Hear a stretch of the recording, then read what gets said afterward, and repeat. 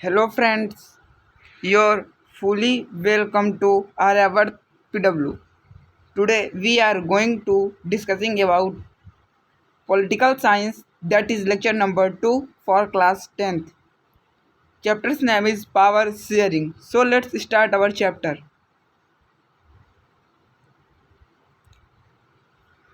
तो हम पढ़ने वाले मेजोरिटेनिज्म एंड एकोमोडेशन के बारे में। सबसे पहले हम जो है तो एक शॉर्ट रिवीजन करेंगे जो हमारा लेक्चर नंबर फर्स्ट था उसके बारे में एक शॉर्ट रिवीजन करेंगे। फर्स्ट बेल्जियम का एकोमोडेशन देखेंगे, फिर पावर शेयरिंग के फॉर्म क्या होते हैं और फिर हम डेली की तरह कुछ क्वेश्चंस करेंगे। चलिए आगे बढ़ते हैं। तो ये क्वेश्चन है, the 7% Christian that lived in Sri Lanka spoke which language. Means जो 7% जो हमारे क्रिश्चियन थे श्रीलंका के, वो कौन सी लैंग्वेज यूज़ करते थे? तो तमिल और सिन्हाला, वो दोनों लैंग्वेज यूज़ करते थे। नेक्स्ट आगे चलते हैं। ये एक रिकैप देखना है आगे। देख, ये हमारा बेल्जियम का ज्योग्राफी है, जो हमने बताया था कि वो नीदरलैंड, जर्मनी, लग्जमबर्ग और फ्रांस से सराउंडेड है। और बेल्जियम के कंट्री पे कौन कौन से लोग रहते थे हमने बताया। एक ऊपर साइड फ्लेमिश रीजन था जिसमें डच स्पीकिंग लोग रहते थे, जो कि 59% थे। 59% डच स्पीकिंग लोग थे। और फिर था हमारा बलोनिया रीजन जिसमें 40% फ्रेंच स्पीकिंग लोग थे। और फिर से 1% जो थे हमारे नॉर्थ ईस्ट साइड पे रहते थे, जो जर्मन स्पीकिंग थे। आगे चलते हैं। ये थी हमारी होल बेल्जियम की पूरी कंट्री की बात, ये सिचुएशन थी। मगर अगर जो हम बेल्जियम की ब्रुसले की बात करें, जो हमारे बेल्जियम की कैपिटल थी, विच की कैपिटल, तो उस पर 20% डच स्पीकिंग लोग रहते थे और 80% फ्रेंच स्पीकिंग लोग रहते थे। ये जो हमारी है ये कैपिटल है, ठीक, बेल्जियम की कैपिटल है हमारी। आगे चलते हैं। बेल्जियम की प्रॉब्लम क्या थी, हुआ क्या? हुआ यूँ कि जो डच स्पीकिंग उनको बेनिफिट जो था वो एजुकेशन और डेवलपमेंट का बहुत लेट मिल रहा था। और जो हमारे फ्रेंच स्पीकिंग लोग थे वो रिच भी थे, पावरफुल भी थे। तो जिसकी वजह से उनको अगर जो कोई भी एजुकेशन या जॉब से रिलेटेड इन्फॉर्मेशन थी तो पहले ही उसको खुद ले लेते थे, और हमारे डच स्पीकिंग लोग थे तो उनको लेट मिलता था। यही प्रॉब्लम थी। तो होता क्या है, प्रॉब्लम ये थी कि दोनों के बीचों में टेंशन बढ़ने लगता है। ड्यूरिंग 1950 और 1960 के बीच में जो हमारे फ्रेंच स्पीकिंग थे और डच स्पीकिंग दोनों के बीच में टेंशन बढ़ने लगता है। तो इसका रिजल्ट क्या निकलता है? 1950 से 1960 में जब टेंशन बढ़ने लगता है तो ये जो है तो साधारण सी रूल उसका एकोमोडेशन का सहारा लेके सभी को इक्वल बेनिफिट, इक्वल अपॉर्चुनिटी देके अपनी प्रॉब्लम जो थी उसको ये सॉल्व कर लेते हैं। ठीक, आगे चलते हैं। अब बेल्जियम और श्रीलंका की बात करना था। तो जो जियोग्राफी है हमारा श्रीलंका का, वो क्या है? वो एक आइसलैंड है, नेशन है। हमारी जो इंडिया है उसका साउदर्न नेबर का। मीन्स ये चारों तरफ से वाटर से सराउंडेड है। और ये सिचुएट कुछ ही किलोमीटर, जो हमारा साउदर्न कोस्ट है तमिलनाडु का, उससे कुछ ही किलोमीटर की दूरी पे सिचुएटेड है। अगर जो आपको ना समझ में आती है आप हिंदी मीनिंग देख सकते हैं इसी क्या है। आगे चलते हैं। अब जो हमारे श्रीलंका है उस पर किस किस तरह के लोग रहते हैं उसका यहाँ पे डिवीज़न है, जो कि 2 कैटेगरीज हैं। सबसे पहला है हमारा जो सिन्हाला स्पीकर्स हैं 74%, 80% है हमारे 18% हैं तमिल स्पीकर्स, जिसमें 13% श्रीलंका के हैं और 50% इंडियन तमिल्स हैं। श्रीलंकन जो तमिल्स जो हैं और श्रीलंका के ही तमिल स्पीकर्स हैं, लोकल तमिल स्पीकर्स हैं। और 5% हमारे इंडिया के तमिल्स हैं। ये इंडियन तमिल्स ऐसे हैं, जब हमारा कॉलोनियल पीरियड था उस समय उस समय प्लांटेशन के समय पे कुछ हमारे तमिलनाडु के जो वर्कर्स थे वो श्रीलंका पे गए थे फॉर प्लांटेशन के लिए, और वो वहीं बस गए थे। तब जिनके जो वंशज हैं वो श्रीलंका पे रह रहे हैं, जो कि तमिल स्पीकर्स हैं। अब आगे चलते हैं। ये हुआ था हमारा जो है तो लैंग्वेज के आधार पर डिवीज़न। अब यहाँ पे रिलीजियस बेसिस पे भी डिवीज़न है। जो हमारे सिन्हाला स्पीकर्स हैं वो बुद्धिज़्म को फॉलो करते हैं, और जो हमारे तमिल स्पीकर्स हैं वो हिंदू और मुस्लिम्स दोनों को फॉलो करते हैं। और शेष जो हमारे 7% बचे जो दोनों लैंग्वेज बोलते हैं, सिन्हाला भी बोलते हैं और तमिल लैंग्वेज भी बोलते हैं। तो ये दोनों जो है तो क्रिश्चियन रिलीजन फॉलो करते हैं। आगे चलते हैं। तो अब होता क्या है, श्रीलंका पे एक मेजोटाइनिज्म पॉलिसी आती है। श्रीलंका पे एक मेजोटाइनिज्म पॉलिसी आती है। तो होता क्या है, जो श्रीलंका था हमारा वो इंडिपेंडेंट हो जाता है 1948 में, उसको इंडिपेंडेंट मिल जाती है श्रीलंका को। अब जब उसको 1948 में जब इंडिपेंडेंट मिल गई तो हमारे भारत की जैसे उसमें भी होगा कि डेमोक्रेटिक गवर्नमेंट बनेगी। तो एक डेमोक्रेटिक गवर्नमेंट बनती है। अब होता क्या है, डेमोक्रेटिक गवर्नमेंट तो बनती है, लेकिन जो इसमें हमारे मेजॉरिटी सबसे ज़्यादा जो मिनिस्टर की संख्या होती है वो हमारे सिन्हाला स्पीकर्स रहते हैं। तो अब जो सिन्हाला स्पीकर्स रहते हैं वो चाहते हैं कि हम जो हैं तो जो तमिल स्पीकर्स हैं उनको डोमिनेट कर दें। तो 1956 में एक एक्ट पास करते हैं जिसमें वो सिन्हाला को एक ऑफिशियल लैंग्वेज डिक्लेयर कर देते हैं। और क्या था, अब अगर जो कोई भी जॉब और एजुकेशन डेवलपमेंट की कोई भी अपॉर्चुनिटी है वो सिर्फ और सिर्फ सिन्हाला स्पीकर्स को ही मिलेगी, because Sinhala is the official language. जो भी गवर्नमेंट का काम होगा, गवर्नमेंट से रिलेटेड इशू, तो वो हमारा सिन्हाला लैंग्वेज पे ही वर्क होगा, जिसकी वजह से अगर जो कोई भी जॉब एप्लीकेंट इशू है तो सिन्हाला जो स्पीकर्स हैं सिर्फ उन्हीं को मिल सकता है, क्योंकि सिन्हाला लैंग्वेज का नॉलेज उन्हीं के पास है। तब होता है। और अब ये तो कर दिया, अब ये भी बोला जाता है कि गवर्नमेंट को कि जो बुद्धिज़्म है उसको प्रोटेक्ट बचाना भी चाहिए और उसको बढ़ावा भी देना चाहिए बुद्धिज़्म को। आगे एक क्वेश्चन है, which religion was declared as the official religion in Sri Lanka. Sri Lanka पे ऑफिशियल लैंग्वेज कौन सा डिक्लेयर किया जाता है? तो हिंदुज़्म तो किया नहीं जाता, इस्लाम तो किया नहीं जाता, और क्रिश्चियनिटी किया नहीं जाता, बुद्धिज़्म किया जाता है। That is our correct answer. Let move further. अब ये जो है होती है हमारी लेक्चर नंबर 1 की स्टोरी थी, क्या क्या होता है। अब आगे चलते हैं क्या है। अब क्या था, जो हमारे तमिल स्पीकर्स थे श्रीलंका के साथ उनके साथ क्या होता है, जब हम सिन्हाला जो लैंग्वेज है उसको ऑफिशियली डिक्लेयर कर दिए और कोई भी गवर्नमेंट रिलेटेड इशू है वो खाली सिन्हाला एप्लीकेंट को ही मिलेगा, तो उससे हमारे जो और लैंग्वेज के स्पीकर्स हैं उनको अकेलापन महसूस नहीं होगा। तो जिसकी वजह से उनको अकेलापन महसूस होता है, दे फेल्ट एलिनेटेड और नेग्लेक्टेड। उनको नेग्लेक्टेड की यहाँ पे मीनिंग है, उनको ऐसा लगता है कि उनको कोई अपॉर्चुनिटी ही मिली ही नहीं, उनका कोई यहाँ पे रिस्पेक्ट ही नहीं है। तो उनको ये लगता है कि जितने भी यहाँ पे बुद्धिस्ट जो सिन्हाला पॉलिटिकल लीडर्स हैं वो उनके लैंग्वेज और कल्चर का रिस्पेक्ट नहीं कर रहे हैं, जिसकी वजह से जो न्यू पॉलिसी आई थी 1956 में, तो उनको ऐसा लगा कि ये जो पॉलिसी है ये हमारे लैंग्वेज और कल्चर को डिसरिस्पेक्ट कर रही है, कोई भी रिस्पेक्ट नहीं दे रही है। और उन्हें ये भी लगा क्या, उनके साथ ऐसा था भी कि उनको जो है तो ना इक्वल अपॉर्चुनिटी है ना इक्वल राइट्स है इन जॉब एंड एजुकेशन और जॉब में उनको कोई भी अपॉर्चुनिटी नहीं है। आगे चलते हैं। जो हमारे तमिल थे और रिएक्ट कैसे करते हैं, क्या करते हैं तमिल जो थे तो श्रीलंकन जो तमिल्स थे, श्रीलंकन तमिल और पार्टीज और स्ट्रगल लॉन्च करने लगते हैं। क्यों? क्यों लॉन्च करते हैं? Recognizing Tamil as an official language, कि तमिल को भी ऑफिशियल लैंग्वेज बनाओ।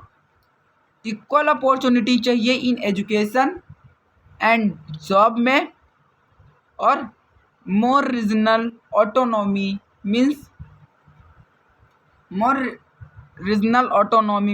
उनको भी ज़्यादा पावर चाहिए, उनको भी।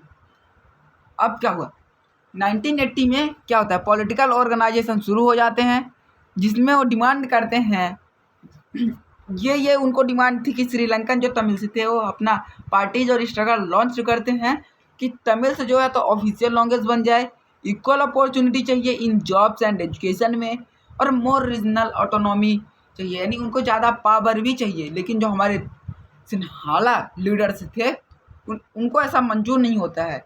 ये क्या करते हैं, 1980 में पॉलिटिकल ऑर्गेनाइजेशन स्टार्ट करते हैं जिसमें डिमांड करते हैं कि हमको सेपरेट तमिल एलम चाहिए। यहाँ पे एलम का मीनिंग है, तमिल में बोलते हैं स्टेट को तमिल में बोलते हैं एलम।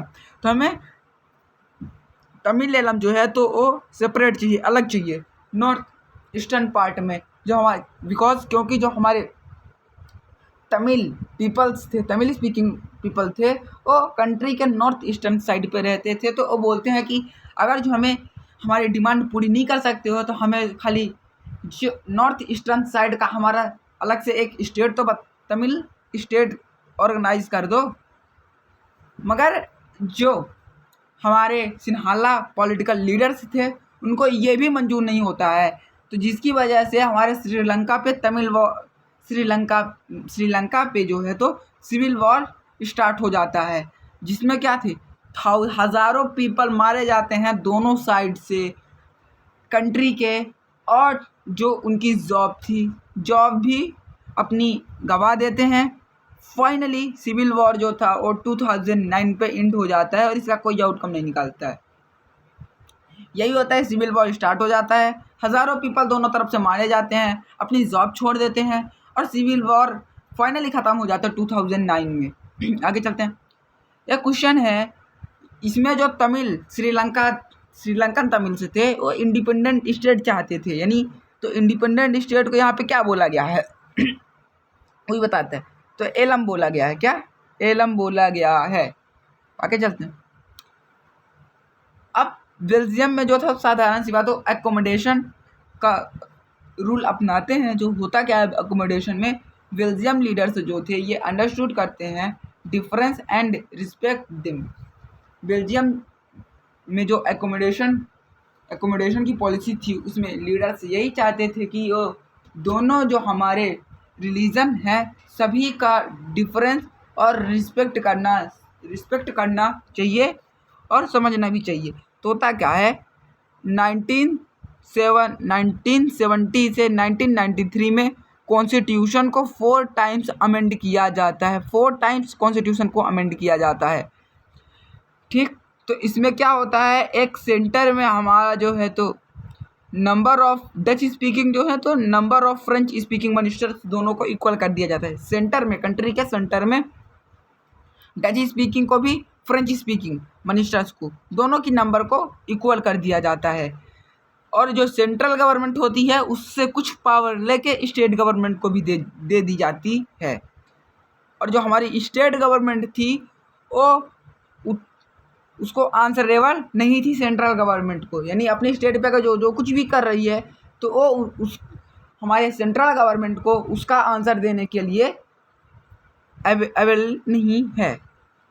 और ऐसे ही ब्रूस ली पे भी होता है कि number of French speaking ministers को number of Dutch speaking ministers के इक्वल किया जाता है। और फॉर्मेशन होता है कम्युनिटी गवर्नमेंट का फॉर्मेशन होता है, जैसे इलेक्ट किए जाते हैं पीपल वन लॉन्गेस्ट कम्युनिटी, एक जहाँ पे कम्युनिटी है उसके द्वारा एक ही लॉन्गेस्ट की कम्युनिटी के लीडर्स को इलेक्ट किया जाता है। जैसे डच स्पीकिंग हो गया, जर्मन और फ्रेंच, ये सभी स्पीकिंग से एक एक लीडर्स को इलेक्ट किया जाता है।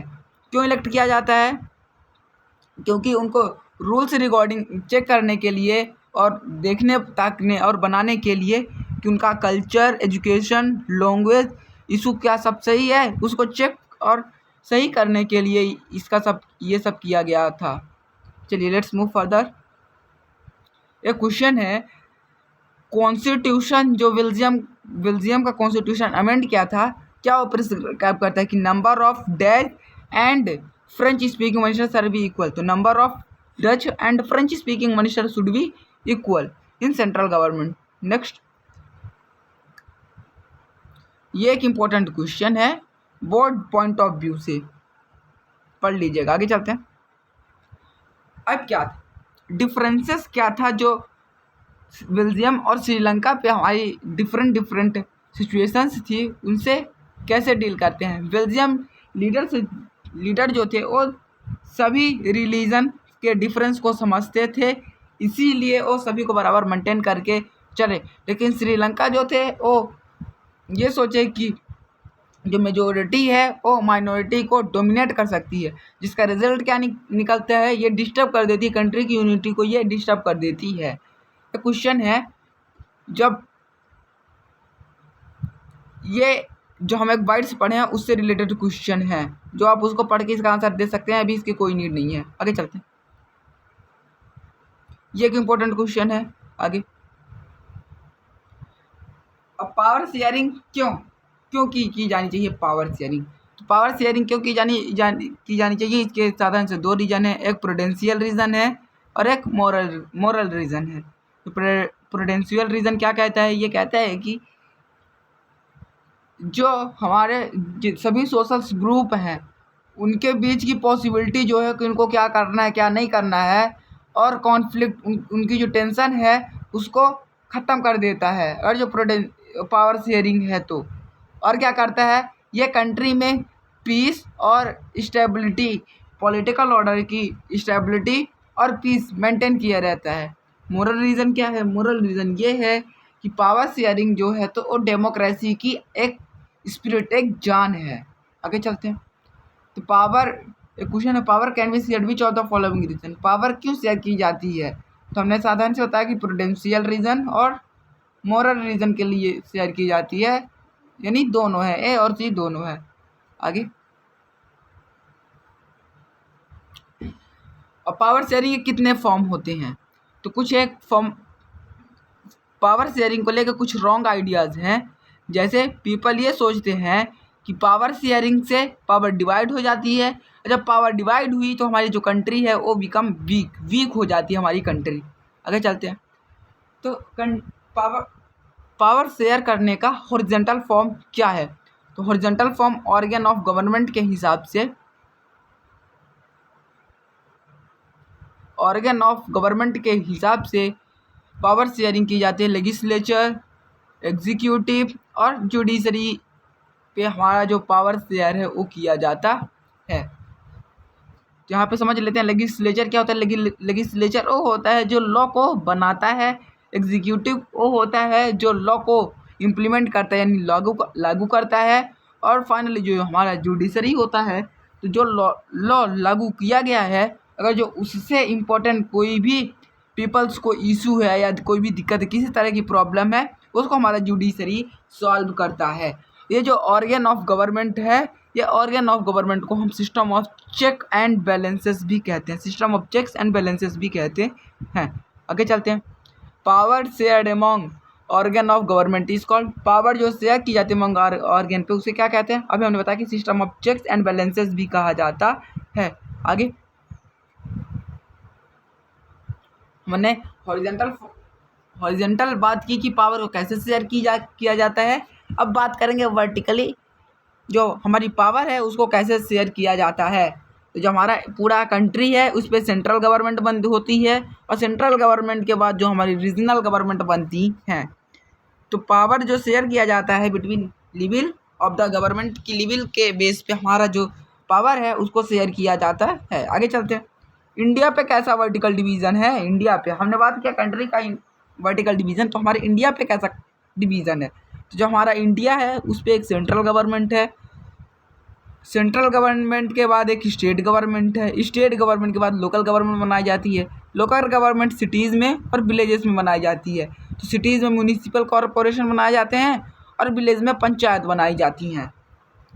और इस तरह के वर्टिकल डिवीज़न को इस तरह से एकदम से fully division of power is known as federal division भी बोलते हैं वर्टिकल डिवीज़न को। नेक्स्ट आगे चलते हैं।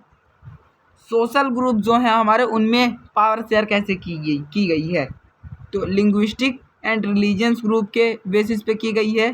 जैसे कम्युनिटी गवर्नमेंट थी हमारे बेल्जियम की, और सोशली जो हमारे वीकर सेक्शंस हैं उनके बीच में पावर को शेयर किया गया है। जैसे वुमेन माइनॉरिटी पे SC माइनॉरिटी हो गए, अदर बैकवर्ड क्लास भी, कुछ दलित हैं जैसे SC ST के।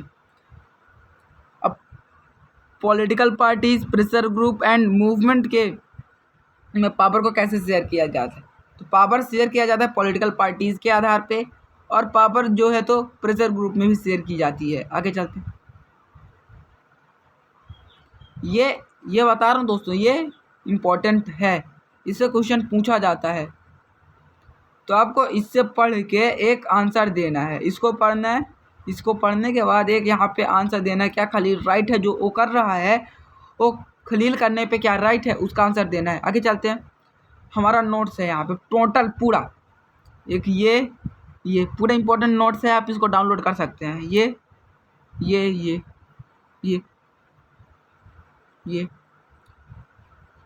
So thank you friend. ऐसी ही वीडियो देखने के लिए आप हमारे चैनल्स को सब्सक्राइब कर लीजिए, लाइक कर लीजिए और अपने दोस्तों पे शेयर कर लीजिए।